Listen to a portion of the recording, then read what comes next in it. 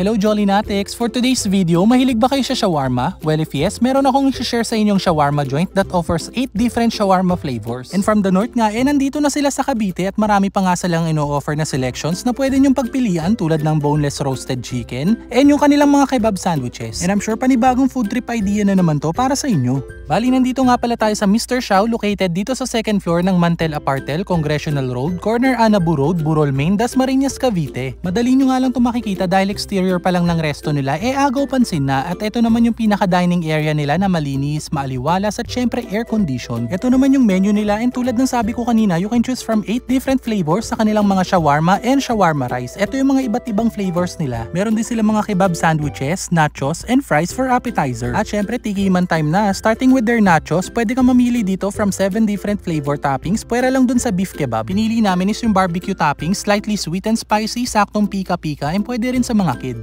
Same goes sa kanilang fries, yung pinili namin dito is yung kanilang tocino toppings, manamis-namis yung lasa niya and okay din to sa kids. And punta na nga tayo sa kanilang mga shawarma rice, yung pinili namin is yung classic flavor. You can't go wrong with this kasi malambot and flavorful yung mismong beef, tapos ang generous din yung serving ng Java rice nila dito, as in mabubusog ka talaga. May option nga rin pala sila dito for rice bowl, pero dito hindi kasama yung beef kebab, 7 flavors lang yung options. Next naman, and yung isa sa mga nagustuhan ko dito is yung kanilang boneless roasted chicken. May 4 flavors kayong pagpipilian and yung tinikman namin is yung buffalo flavor. Spicy, juicy, and smoky yung flavor and swak na swak i-partner dun sa Java rice nila. Isa nga rin panalo dito is yung beef kebab rice. May 2 strips ng beef kebab na yan. Meaty and not that strong yung mga spices sa loob. Pero kung di mo naman trip mag-rice, don't worry, meron sila ditong option for sandwiches. Pwedeng parang hotdog style or di kaya naman burger style. Either way, okay na okay din. Pero for me lang mas lalong sasarap kapag nilagyan nyo ng spicy sauce nila. Kasi talagang magle-level up siya. And for me, dapat nyo nga rin ito masubukan. And punta na nga tayo sa kanilang mga shawarma, starting with their keema show. Salty and may konting asim, tapos mas evident yung lasa ng mga spices. Next naman is yung teriyaki shawarma. Same beef shawarma yung gamit, tapos merong teriyaki sauce. Naghahalo yung pagka-sweet and salty. And yung pinaka nagustuhan ko dito, yung kanilang chicken kebab shawarma, may konting pagka-curry yung lasa niya, pero not that strong. For me, nasarapan talaga ako dito. And yung maganda pa nga dito, kayang-kaya ng bata yung lasa niya. Pero if kayo yung tipo na hindi ma-explore sa flavors, then safe kayo dito sa kanilang classic shawarma. And by the way, sa kada meal na o-orderin nyo dito, may kasama na nga yung one-time serving ng drinks. So there you go, Jolly Natics. Sana nabigyan na naman namin kayo ng idea kung saan merong bagong pag-food tripan. And kung taga-Dasma nga kayo o di kaya kalapit na bayan, subukan nyo na nga rin dito sa bagong bukas na Mr. Xiao Shawarma. And kung natakamat nag-enjoy kayo sa video na to, don't forget to like, share, and follow our page for more videos like this. And as always, thank you so much for watching!